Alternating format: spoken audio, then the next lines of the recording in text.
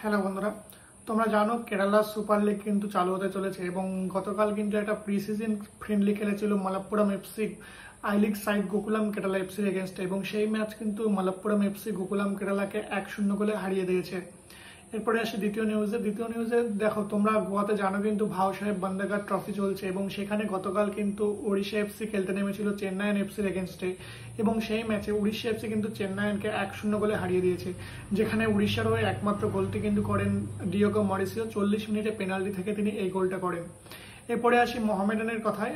মোহামেডানের নতুন প্লেয়ার গৌরব বড়া গতকাল একটি সাক্ষাৎকার দিয়েছিলেন এবং সেই সাক্ষাৎকারে তিনি মোহামেডানের জয়নিং নিয়ে কি বলেছেন সেটাই আজকে আমরা দেখব।